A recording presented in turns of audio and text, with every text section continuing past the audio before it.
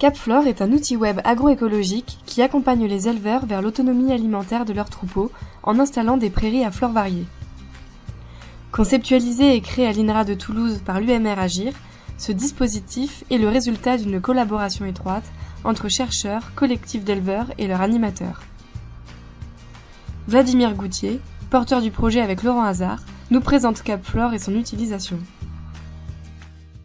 CapFlore, c'est un outil informatique d'aide à la décision. Il s'adresse en fait aux agriculteurs, aux conseillers agricoles, également aux enseignants de lycées agricoles, et puis même des conseillers de coopératives agricoles. Cet outil permet de fournir un conseil de mélange adapté aux conditions pédoclimatiques, donc aux propriétés agronomiques et puis au type de climat qu'on a sur une parcelle, pour constituer des prairies de pâturage ou de fauche. Donc là, l'éleveur, l'utilisateur, à partir de ces saisies-là, va obtenir en fait la meilleure composition d'espèces à mettre en place sur sa parcelle. C'est un outil web qu'on peut utiliser grâce à un navigateur internet quelconque ou sur un smartphone.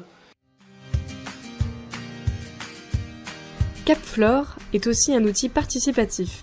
Conçu par des chercheurs, il est testé et évalué par les utilisateurs qui contribuent également à la collecte de données et à l'amélioration continue du dispositif.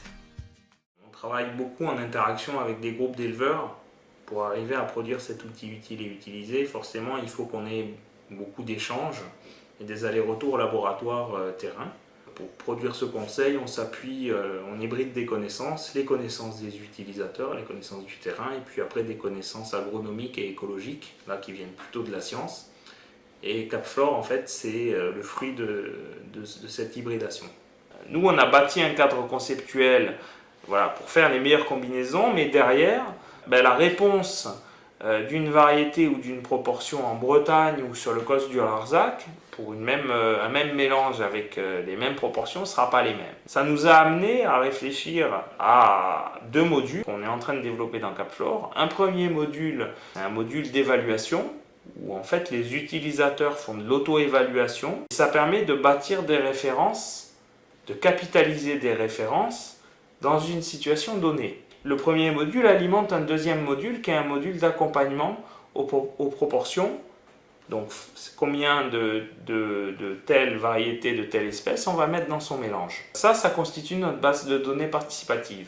Et ça permet de capitaliser des données en local et que ces données en local puissent être utilisées par d'autres éleveurs qui sont à proximité et qui n'ont pas forcément testé des mélanges. On a construit l'interface de l'outil et l'outil en interaction avec les utilisateurs dès le départ de la programmation en fait. Régulièrement, on développe des fonctionnalités qui sont demandées par les agriculteurs. On leur livre ces fonctionnalités une fois qu'on les a codées au niveau informatique. Et puis donc ils évaluent est-ce que ça convient à leurs attentes, est-ce que ça ne convient pas. Et donc nous en fait on capte en fait leur retour et on réajuste en temps réel et régulièrement. Les collectifs intéressés sont invités à des journées de formation. Des rencontres sont organisées par la suite pour répondre aux problématiques techniques des éleveurs et faire des visites terrain. CapFlore n'est pas qu'un outil d'aide à la décision. Ce dispositif accompagne également les producteurs dans l'implantation et le pilotage de leurs prairies à flore variées. Déjà utilisé par un grand nombre d'agriculteurs, nous vous proposons maintenant de découvrir certains témoignages. Je suis animateur à l'Association pour la promotion de l'agriculture bio en Aveyron. Une des missions, c'est de travailler sur l'autonomie alimentaire des exploitations et un petit peu l'adaptation aux aléas climatiques. Et dans cette approche, on s'est rapproché de l'INRA, de Vladimir Goutier, sur le projet CapFlore pour tester un petit peu des prairies multi-espèces qui pourraient nous répondre aux attentes des agriculteurs sur le territoire. Le partenariat avec l'INRA est assez intéressant parce que c'est une démarche assez intéressante. Ça permet de faire le lien, de recréer du lien entre la recherche et la partie terrain et vraiment les besoins des agriculteurs. C'est intéressant, mais ça mène également à l'eau d'exigence de la partie scientifique, mais qui est nécessaire pour pouvoir prouver et montrer des choses. Alors nous, dans ce cadre-là, donc on fait tous les relevés qui suivent des protocoles scientifiques. Si tous les partenaires avec lesquels nous travaillons réalisent les mêmes relevés avec les mêmes méthodes, on arrive à pouvoir comparer des terroirs et avoir des choses qui soient et qu'on puisse étudier pour pouvoir créer des références fiables. Les attentes des producteurs étaient assez diverses finalement. On voulait plus de production avec des fourrages de meilleure qualité. Et puis petit à petit, en allant un peu plus loin, on s'est rendu compte que on pouvait également allonger la période de végétation, pouvoir pâturer plus tôt au printemps, pouvoir pâturer plus tard à l'automne, dans l'hiver, éviter ou limiter un petit peu les creux de production en période estivale. Ce qui est difficile, c'est qu'il y a différents terroirs, que le climat et les conditions pédoclimatiques sont très variables selon ces terroirs.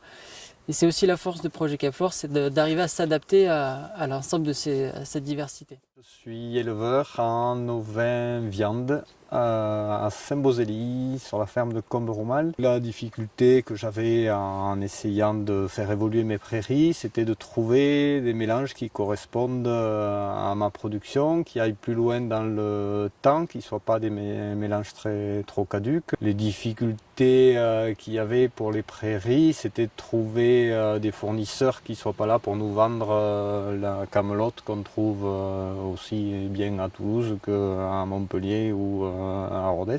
Moi, l'objectif, c'est d'avoir un meilleur foin, qui dure un peu plus de temps et qui me limite l'achat de l'usine déshydratée qui est nécessaire pour mes brebis aujourd'hui. Capflore, pour nous, c'était ce qu'on avait trouvé dans les réunions, ce qui était intéressant.